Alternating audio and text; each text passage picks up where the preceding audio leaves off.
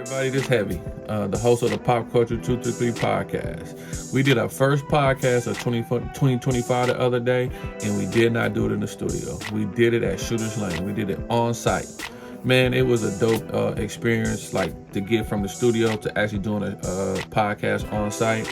I ran into some technical difficulties, but we had to pivot and go do it old school. So that's what happened. But we did have an awesome time there with Scott and Bill. The first part of the episode I'm dropping is with the lead instructor, Scott, and his student, and also one of the customers that comes in there all the time is Paul. Paul is a very interesting individual. We had some good conversation before the show, and we had some good conversations after the show. Some of the conversations he didn't really want to talk about on camera, but he mentioned it on the show. But if you just read between the lines, you'll know what's really going on, what's popping with him. Scott, like I said, is the lead instructor there. So we interviewed Scott and Paul first, and then we interviewed Bill second. So it's going to be a part two of the whole podcast. I had to break it up. Like I said, I had to maneuver. We had some technical difficulties going on, but that is what it is. But what I need you to do is please hit that like and subscribe button so you get the notifications when we drop content and we drop these episodes. Also, please go follow me at Pop Culture 223 Podcast on Instagram, TikTok, and all that. Let us know what you feel about the show, about the podcast, and any content or anything you want to see us talk about or do on the show. So that's it for me. Like I said, please hit that like and subscribe button so you get all the notifications, and share it with your friends and your family. And let everybody know what we're doing on the Pop Culture 223 podcast. So here goes part one with Scott and Paul.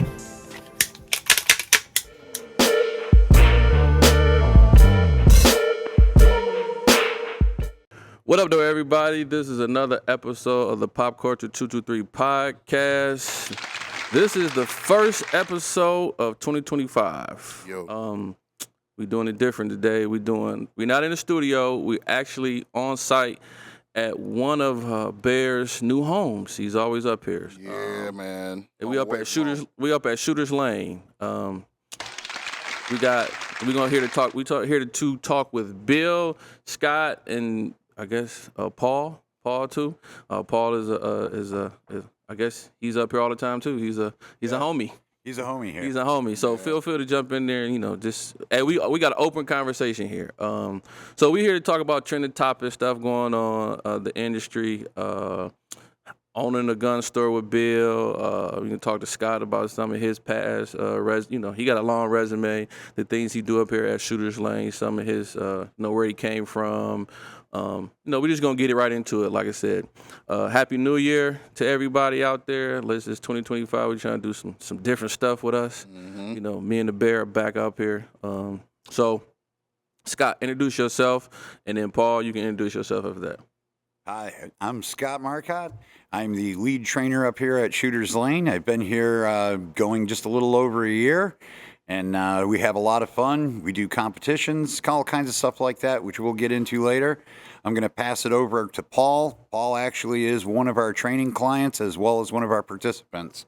Oh, hi, I'm Paul On. I've been having a blast.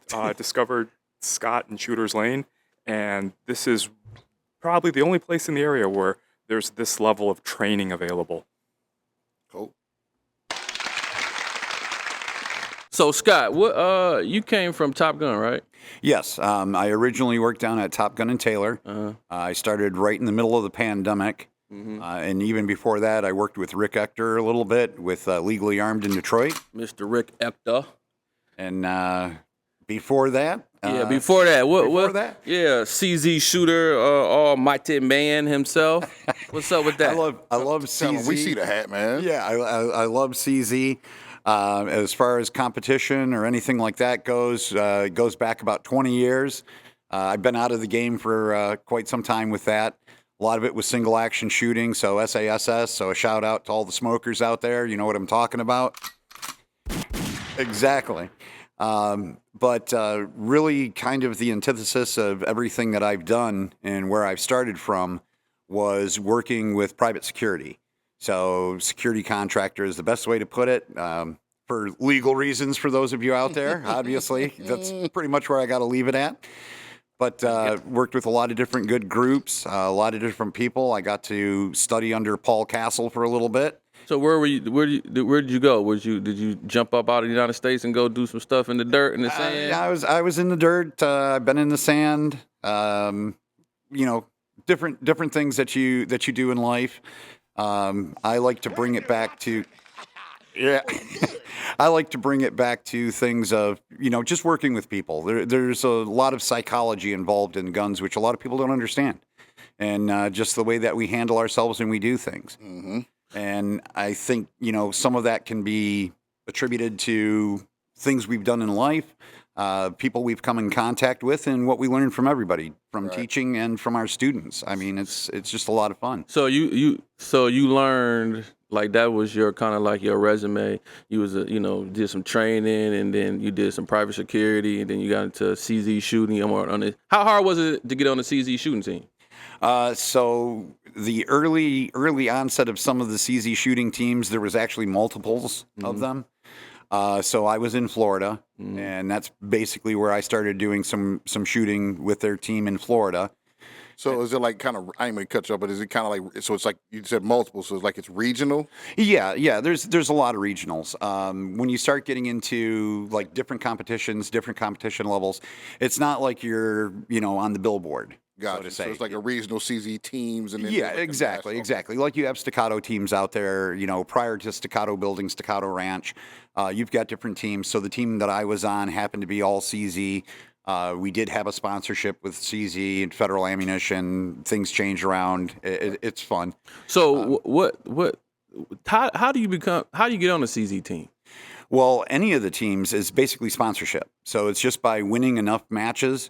If you're with a team, you can get a team sponsored, and it takes quite a bit. It's a lot harder now than it used to be. 20 years ago, yes, it was still a thing, but IDPA and IPSC and everybody else, there was a lot of different branches, right? So it's kind of shattered. They're kind of bringing that all together, and they have been over the years, which is really cool. So is it easier to do that team sponsorship thing if everybody shoots the same gun? Yes, absolutely. So you basically start out as almost like a club, and then you get a sponsorship. Gotcha. Sometimes the sponsorships are by local gun stores. Gotcha. So when you talk, like, and there's a lot of people that talk about it. You're on Team Smith & Wesson, things of that nature. There's probably 150 people on Team Smith & Wesson that you've never heard of. Gotcha. It's only when they get into master class and Right. stuff like that you really start hearing about them. Gotcha. But don't let that be the only stopping point, right? Don't go, I got to be on this team. I got to be on this team. Hey, if Canik wants to send me stuff, I'll shoot. I mean, it's just kind of how we do this. So thing. who are the big wigs you shot with out there that you like, man, they still rocking it right now to this day? Well, so shoot with or against is a lot of fun. So exhibition matches, people like Bob Munden, we got to shoot with in Florida. That was actually really cool. Jerry Michalik was down there before. Oh yeah, he's Everybody knows Jerry. yeah, he's like the god. I got to take some other people through shoot houses and stuff, like at Top Gun, which was a lot of fun. Coleon Noir. So we had some fun with that, right? Everybody, we have a celebrity instructor in the house. Oh no. Celebrity instructor. No, but I mean, it's just one of those things. It's a lot of fun when you start going out there and actually enjoying yourself. Mm-hmm. If you try going into it and taking it way too seriously, can you get those sponsorships and stuff like that? Absolutely. But that's got to be your life at that point. Well, was one thing, I haven't known you that long, but I can tell you love what you're doing. You love to teach, and you like people. And sometimes in this world, and you probably know, it's real ego, it's real in your face type situation. Some people and some students don't respond to that. Right. So some people may not go train with a certain instructor just because of their attitude and how they approach teaching a person how to shoot, because you got people that's coming from a world of not knowing nothing, and then they want to jump into these classes and not have any other intro to that class, and they get in there and they don't know nothing, and they get, why don't you do it like this, blah, blah, blah, blah, blah. But just because like I said, I just been around you, seen you talking, and how people. I can tell that it's a lot of love and how you carry yourself with the people you talk to. So I can tell that. I mean, I don't know. You could be pump faking me. Well, no. Uh, Generally, you just have to treat it. It's a sport, but it can also have defensive purposes. Time out. Paul, how do you like him as an instructor? Oh, I've learned so much. Oh. I started out. What was my first run? Like a 0. I scored a 0. Something Yeah, like that. your first. Somebody in the challenge. Yeah. Yeah, we went from using the timer to using our watches, but that's okay. So look, everybody. Paul was a superstar motorcycle driver. So that's what you told me. You used to race motorcycles. What was the fastest motorcycle you was on? Oh, I did 600, but when there's an open track, I'll take the 1,000. The leader bikes were fun. Okay, wait a minute. I'm talking about. Is that a crotch rocket? Yeah. Yeah. So what? Hayabusa? Talking my language. No, more road course. Yeah, leader bikes are the 1,000 cc. So you're talking. I still don't know what you're talking about, but go you're keep talking going. like you're talking like the Gixxer 1000s, the Kawasaki ZX10s, the Honda CBR 1000, stuff like that. Yeah. Yeah, so Yamaha he's a motorcycle enthusiast. So he went from running motorcycles at 21, now he's at 25 and he's running pistols. So tell me why did you get into for me, I went from competition to one high school, college, football, basketball, boot. Then I was like, okay, I just had to get into something else. So tell me why you went from, running, racing street bikes to this. I'm 53, going to be 54 in a month. I'm too old to do road work like that anymore. And the other thing is, for work, this is something I needed to learn. I work internationally and get sent to some sketchy places.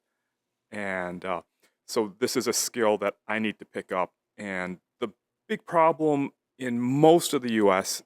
Is that you get trapped in this single lane, single target, slow fire environment where, you're shooting one shot a second. Because that's basically where you came from, like you said, it was bullseye, right? Yeah, That's where you started. My original instructor was a Olympic bullseye guy, and so it's a very slow shooting, but it's not applicable to what would happen in the real world. Right. If someone wants something from you or they want you, and so I started with the competition for fun, and then work called me up and they said, you're the lowest guy on the totem pole. We're sending you to a place that's you're going to need a bodyguard. And I said, that's still not going to be enough. So Right. I need to learn some skills. And Scott here, because of his background, has used this type of skill in the real world. And what you don't realize is when you come to the range, you see the guys come in and they shoot a big ragged hole like 10 or 15 Right. yards and they think they're ready. And they aren't. If anything happens, you'll die. You're too slow. Unalive. Yes, you're unalive. You're as they unalive. say. You're too slow because what Scott is getting me up to speed now is engage multiple targets. You're putting in 5 accurate shots per second. Not just randomly shooting, but I'm going to put 5 into the A zone in 1 second. Mm-hmm. And where you're able to defend yourself, push away an attack from multiple assailants, and survive. And you don't learn any of this at the bowling alley shooting a single target, 1 shot a second. Yeah. Right, because you were saying like you said, it may be it's not it's never one person, regardless. So you talking about multi, people's coming at you. It's a bunch of them or group, man, or they set it up. Listen to this here, man. I'm about to vouch for both of these dudes the same way, man. So when we first started, like he said, on the first run, Paul was really slow. Paul could shoot dead ass down the middle. It didn't even. He was stacked them shots out that Wilson, and he was boom, boom. But he was, that's what he knew, man. Look, I'm gonna tell you. By the time season 2 got going, and I came back around, y'all seen the Water Boy in the part when Red Bull, you seen Waterboy had like 45 sacks or whatever, and the music changed. He started clutching the playbook. Man, that's how we all felt, especially me. Like, what? He doing what? What you mean Paul's doing this time and his hit factor is this and he's what? He been training with Scott for the last 2 months. So shoot. And I'm telling you, it's night and day. If you had seen the way he was shooting and moving and his progression to now is literally night and day. But he's been dedicated to his training, and you can definitely see it. So I commend you, and Appreciate that. Thank you. Man. I know every time Barry said he come in here, Paul in here. So he said he don't know where Paul work out, what time he work, but every time he come up in here, Paul in here. So look, Paul, and I know you went down the 2011 rabbit hole. So what's your favorite 2011? Oh, I run Atlas, so I have an Erebus, an Artemis, and an Athena. So how much is the Atlas? Oh, don't you worry about gosh. I don't know. They're I keep that stick 6,000 to 8,000 now. And the Erebus, is that the Atlas? Yeah. Yeah, that's. I think they'll start like 74, some hundred. You got a staccato? No staccato. Why you ain't go staccato? It wasn't good enough. No. Wait a minute. Oh, we about to do that? Shots fired. Well, the truth is, okay. Actually, once you get to the staccato XC, everything is the same. So you get a staccato XC, an Atlas Erebus, Nighthawk TSR comp. They're all basically the same gun. There's a little difference in springing and in grips, but they're all basically going to shoot. It's going to be the shooter at that point. I don't know, man. You let me shoot yours before, and I don't know if an XC shoot like that. I was going to say, Bear did incredibly well with your gun, and I've seen Bear shoot before, too. Oh, we got the rim shot. Okay. Yeah, there is. Yeah, when you start spending $8,000, there the second place guy. I'm 30 years older than him. He's taller than me. He's younger. He's stronger. He's faster, and he shoots better, I think. Nah. But I have an $8,000 gun. Right. So it lets me get away with a lot. So he can't make a mistake. Whereas with an $8,000 gun, you can make a lot of mistakes and still get the highest score. Hey, no wonder Bear called me that one time. He's like, man, I was killing it. I was blah, blah, blah, blah, blah, blah. And then the next week, he didn't tell me. He didn't mention how good he shot her, whatever. He didn't say nothing. So now I'm thinking he shot that. He had that gun. He had that gun. He was running it. That's what I'm thinking. He had an off day and I had a really good day. But you had that Erebus. Nope. What did I tell you? I said though after shooting it again the last time, I said, man, if I ever get 7 bands that I can just go ahead and drop on one, so I'm walking to our next axe match. As soon as I get it, holding my joint, like, hey man, look, I'm shooting 2 rounds of rifle and I'm using this weld. Everything else is saying, who thinks they gonna beat me today? So because I'm running.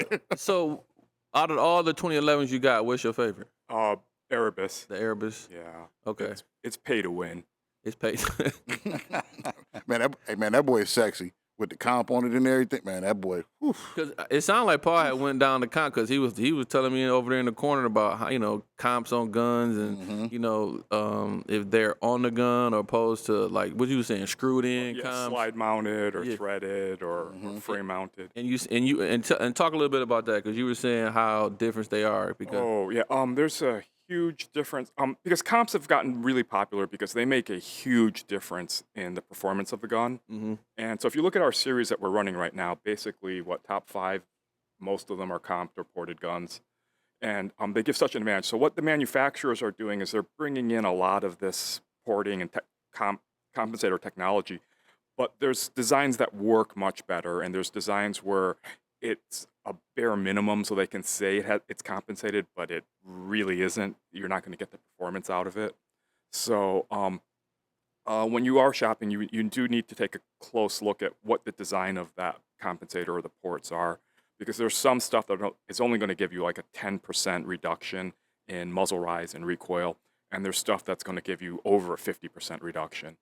Does it like comping a 9mm though? Is that sometimes to me there's no purpose. It depends the speed that you're shooting. It's purpose. I mean, I guess people get comped. They don't. I'm sorry. Let me rephrase it. Not 9mm, but it don't be hot rounds.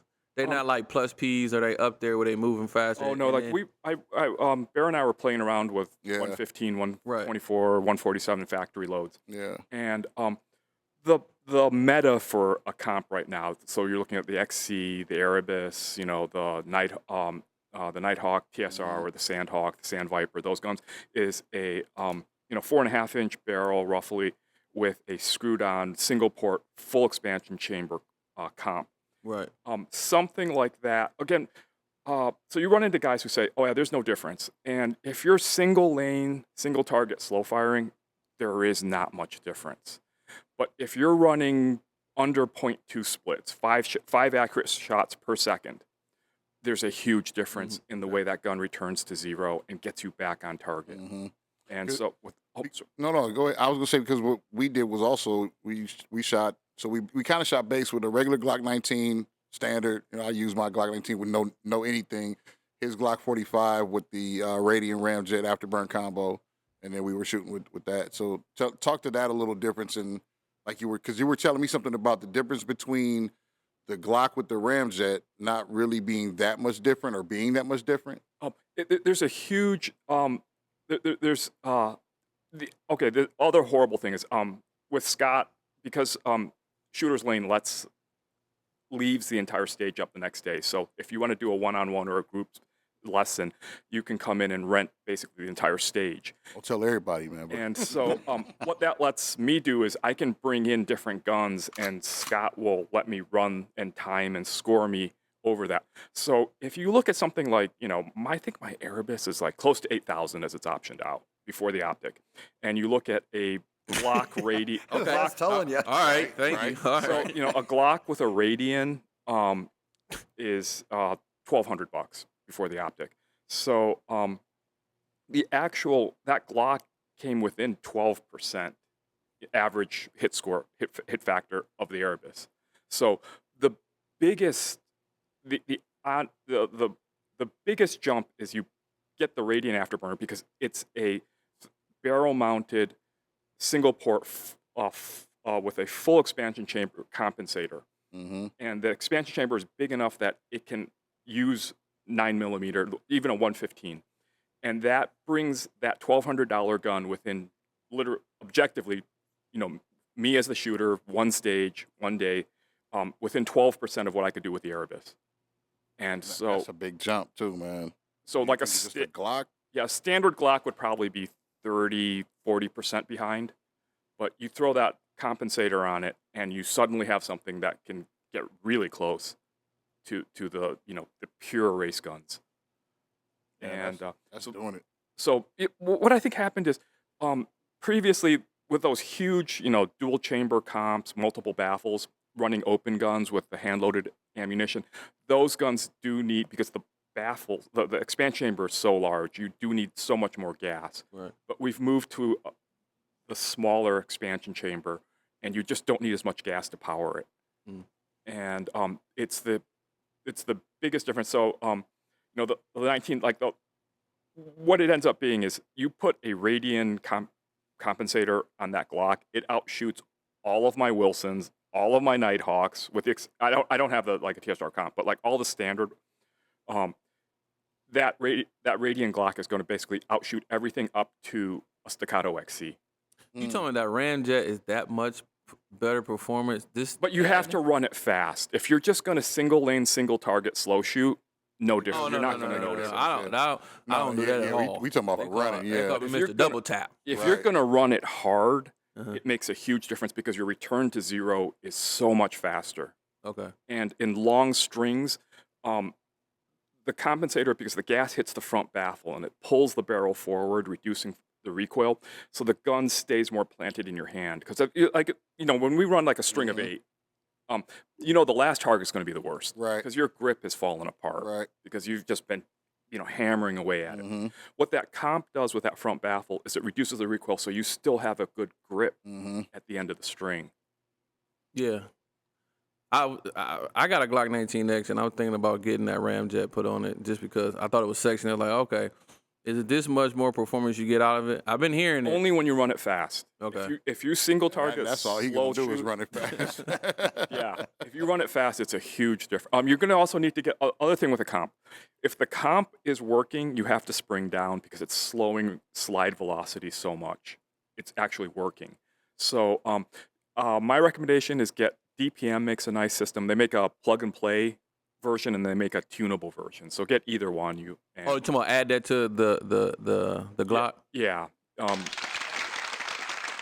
Okay. Yeah. So get a DPM spring. That'll bring the gun, because you've lost so much slide velocity because of the comp. You need to get that velocity back with a lighter spring. And I had that happen with my competitor. I got the barrel ported from Magnaport, and what happened was it wasn't recycling fast enough or slow up to eject the rounds, and I was getting stovepipe. Mm-hmm. So I've been playing with and then I upped the gas on some of the rounds too. So it was kind of like testing tunes, keep doing this, keep doing that. And I was just like, sometimes it's like, man, I wish I would never did this shit, or just bought a whole gun that was already ported, or you know what I'm saying, just so it comes from the manufacturer like that, and they know how to tune it and all that good stuff. Yep. Hey man, so I see we got some toys on the table, man. Scotty, tell us about different types of competition guns and competitive guns and what we got here.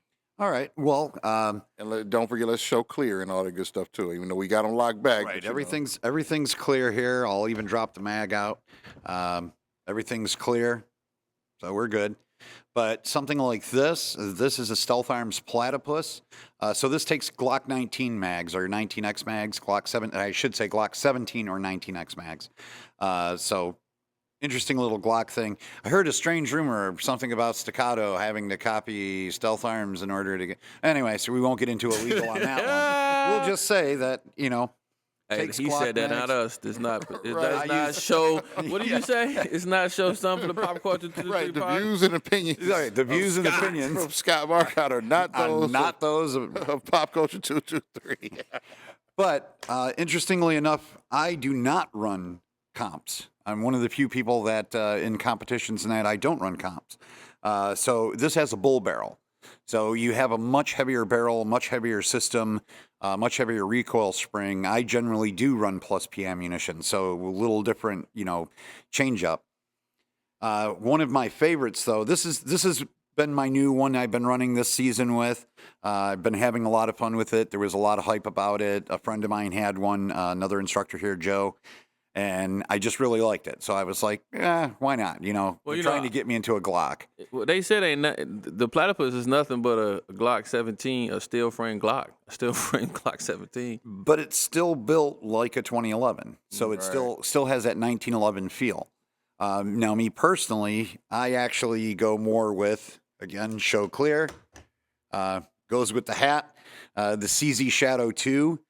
I like the CZs particularly because they're more of the Browning design. So they're single action, double action. So they're, you can do both. You can have your hammer reset. So they're real nice with that. But the weight of them is incredible. That's that's kind of what controls the recoil. And then, of course, we have the TTI over here, the Terran Tactical Canic. Man, never mind. No, go ahead. What? I heard them things don't work worth the. They was having issues. I just heard it was a lot of issues, and I was watching. Shout out to my man Arm Atlas. They came out, and he had Terran Tactical. No, he had Canic guy on there on his podcast, and he was talking about all the changes and things they were doing, and he was just trying to explain some of the myths in the situation with people, the issue they were having with the Canic TTIs. So I haven't personally shot it to know, but I just know it was. There's a lot of differences too. See, when you start getting into comped guns and it's a softer recoil, coming from a trainer's point of view, what happens a lot of times is people start limp wristing, right?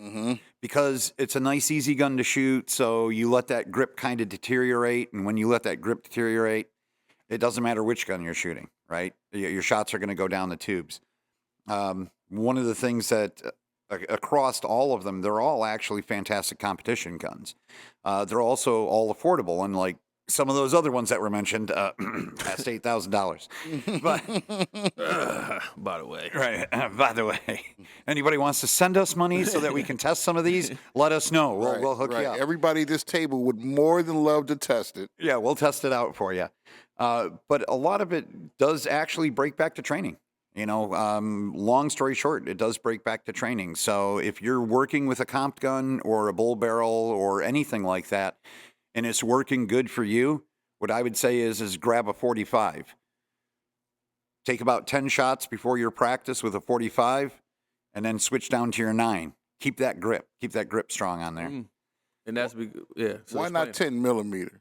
Hey, why not 10 mil? I'm fine with that. Okay. And any caliber you want. I just picked in particular. You just picked the big board. That's So why the 40? I mean, why the bigger round?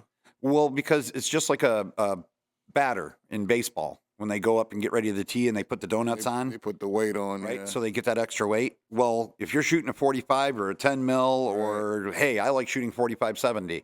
So if you're getting ready to shoot that, you better hold on. So you're consciously thinking about that grip. You build that grip really, really strong. Okay, so you shoot 5-6 rounds out of there, set it down, grab your 9 mil. Guess what? Your brain doesn't know that you just grabbed the 9 mil. Your brain's going to say, I need to really grip onto this. But aren't you going to kind of like, you going, yeah. No, I mean, if your grip is solid, you're not. My body is waiting for that 45, but it's also I just see I just think you're gonna be jerking that gun a lot.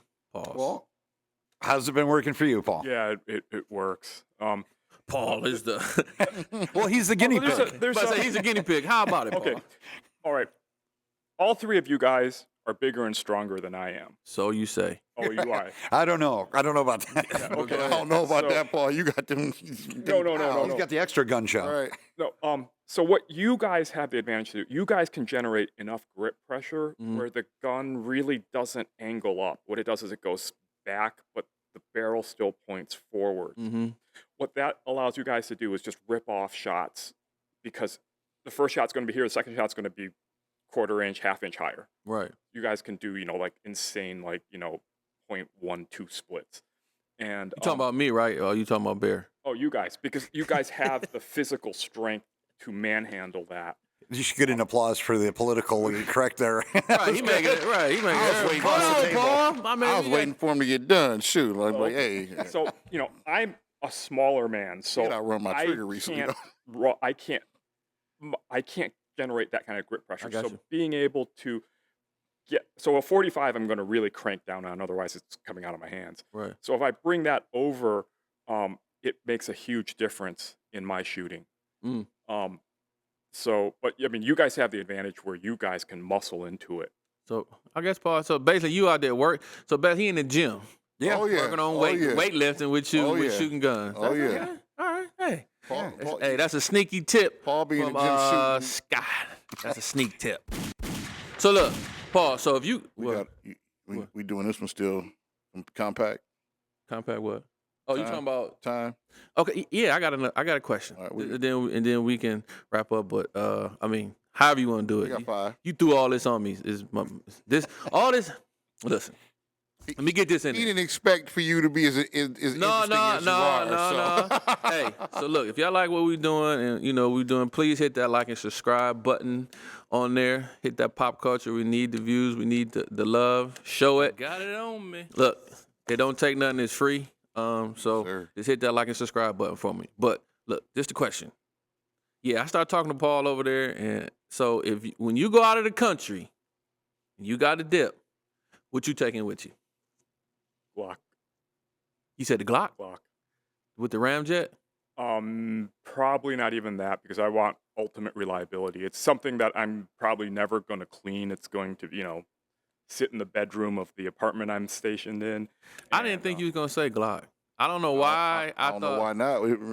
I just, he got all these $10,000 guns. Right. Listen, I'm taking. But when you have to get on the plane and throw it away, I didn't say that. It was in a movie. I seen that yesterday. Yeah. But it's funny when he said that. You know what it brought me back to? I can't remember what episode. I don't know if it was with Nick or whoever. And we asked that same kind of similar thing. And I think we all asked, and I said Glock 19 because you're gonna be able to find Glock 19, Glock guess, mags in the apocalypse anywhere. So why not? Okay, so how often do you train with the Glock 19 since you got all these $1 million guns? Most of my I'm going through 1,200 rounds a week here, and but I shoot probably 3 to 5 times that on a SIRT pistol, which is a Glock 17 with a laser. So I actually have more trigger pulls on the Glock platform than I do on the 2011 platform. Mm. So there's times when he wants me to run, he'll just pull like the Glock off the shelf here. He'll give it to me and just have me run a drill, and I'm used to a red dot. The one here doesn't have a red dot. I still do well. Oh, yeah. Just because I have so much dry fire Right. with on the Glock platform, and That's this is the key. This is So it's a cert pistol. right. 90% of the training basically is listen to Scott, then go home with this and do this like for hours. Right. And there's only one thing you can't do with this, which is the double tap, the controlled pair, Right. because of the recoil control. Everything else you can do with this. So the only one they make optics ready is the Glock 17. So Mhm. I ended up with the Glock 17 one because it's optics ready. Mm-hmm. And so I now have more trigger pulls on a Glock platform than I do on the 2011, even though I compete with the 2011. So, and then other things about the 2011, I mean, it's the big hot new thing, but they have problems. It's not a gun that I would carry. So I'm carrying a platypus right Exactly. now because it uses a Glock mag. Right. And so But let me ask you this, and I mean, like you said, we had a conversation. Why not get a little bit of time on the long gun? you can't sling a rifle and walk around in public anywhere in the world unless you're in a war zone. Yeah, but you may get dropped into something hot, and you may want to. I'm executive management. I deal with like payroll and blueprints. No, see, I'm the one with the shotgun. Right. Hey, I just push papers and put paper clips on stuff and push Right. it out. Right. Only why I say that just because I learned on one platform and then I learned another platform. Yeah, I mean- I know it's. For stopping power, if things get really bad, you need a rifle. Mhm. But I'm not being sent into a war zone. I'm being sent in where my biggest worry is kidnapping or robbery. Mm-hmm. And Going with my trusty Glock Hell yeah. 19. yeah, I hear you. but it's pretty much like when I started. I told, I need to engage 3 targets and then the driver, with Scott. And when I started out, it was like it was. Time out.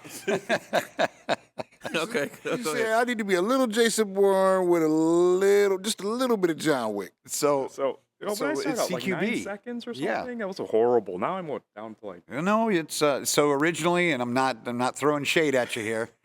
Originally, it's about 13, 14 seconds. Okay, I was dead. And then, but he put in the time. And the majority of the stuff that a lot of us do here was CQB. Yeah. So, I know it's stupid, but there's obvious reasons we can't say certain things. Right. And that's why I said, private security. But we were in areas where you had to identify multiple targets, watch your VIPs, things of that nature. And when Paul actually, in a lot of ways, the idea of the competition league that we do here started from people like Paul asking questions about defensive, shooting tactics. Right. So that's kind of what we went with. And We'll wrap up. Paul's, he's kind of showing it, and so is Bear. I mean, because Bear's been getting better. Well, He's not going to say it, but he has been. Well, Yeah. I know a couple. Well, I know my homeboy Big Mike. He's like major. He was a major VIP security guy in Atlanta, and I just think that's understanding that environment, even as an individual that trains as a father or a husband or whatever, understanding that dynamic with the firearm to move and do all that. I think that's a added. Like you should know it. Look it up, read it, try to get some training in it. Especially when you go from training, you want to learn like low light stuff, handgun stuff, combative stuff. So, it may not be the opportunity. You may not can get to your firearm at that point. Especially, so you're gonna have to know how to use your hands to get the gun to keep people off of you. But that's a cool thing that you got Scott here that understand, because he came from that world, so he giving you something that this probably costs $8,000 a week, I wish. Hey, He hey, learn, or like I was trying to I was telling Paul, like we got it's some outfits out here that actually teach like advanced stuff, like some things, urban, real urban material. And I was telling him about it, but it's good that he get the training here, and then he can advance and use it, and then you can see the improvement. So it's when you got a student and you teaching them, you want him to have a whole open mind, not to come back to you with what he's seen on YouTube or what he's seen, or if to me, a student coming with bad habits is like hard to work with, because it's hard to break them. One that had no bad habits and just open minded, it's like, okay, I got this painting, I can Right. paint it how I want. You know what I'm saying? You don't have to fight the training scars. Right, you don't have to fight the training scars or the dipping or it's a lot of stuff. But so I'll say this real quick before you wrap. Two things that I've learned, or that I've noticed / learned since this whole thing began. Scott teaches in a manner of, I'll say it's a little different for shooters like you and I, because we shoot here all the time. So he sees us shoot, and he knows how we shoot, so he can adapt to us. So it probably makes it a little easier to train somebody like us, somebody that you see all the time, and say, well, I kind of see some of your tendencies and know how to do. But outside of that, he knows how to, which is any great, good, or instructor worth their salt will know how to tailor a session to an individual. And so they do provide those types of sessions to begin with, something because that was, again, not tooting my own horn, but coming in third place in the first season, though, I was able to win, was a one-on-one with Scott. And he was, how do you want to trade? What you want to do? Oh, don't act like I ain't tell you I came in third place. first of all, if you ain't first, you last. Hey, man. Ricky Bobby, right? Ricky Bobby, if you ain't first, you last. Don't nobody giving you kudos for third place. Hey, man, I'm the dude on the podium, man, that they show biting the thing, spraying everybody. But He was having fun. He was like, look, guys, I came in third place. Right. Like, man, But good job. I said good job. He did. Fuck out of here, third place. Get out of here. We ain't gonna go there. We gotta wrap, Hey. because I was gonna tell you about Hey. this one time we was in the match and he DQ'd and I didn't. But we not gonna Hey. go there. But it'd be like 60 people out there. You was shooting with 10. But my point is, he can tailor Yeah. your experience, so it's not just a cookie cutter thing every time. Number one, number two, a lot of those things like you were talking about too, like the low light and stuff, he offers that as well. And there are certain things that can get you to certain levels that he can do. Yeah, because he been there. Like you said, he watch what you're doing, and he see you because you come here often, so he can tailor make it to what you got going. Yeah. Paul, I want to thank you. Oh, thanks for having me. Yes, sir. Did you have a good time, man? Did you enjoy This is yourself? great. Paul, I get to talk about guns, firearms. This he was over there. I was just like, man, he know a lot about this stuff. I was just like, I just shoot guns, bro. Yeah, same here. I just shoot guns. Right. I just shoot guns. So, like I said, thanks for coming on the show, Paul. Hey, just keep it up. Keep up the good work. Thanks for having me. Thanks for having both of us. Well, Scott, you're gonna be here with Bill too, right? Am I? I don't know. We can get Sure, Bill we'll in. see you on that one. You see him with Bill.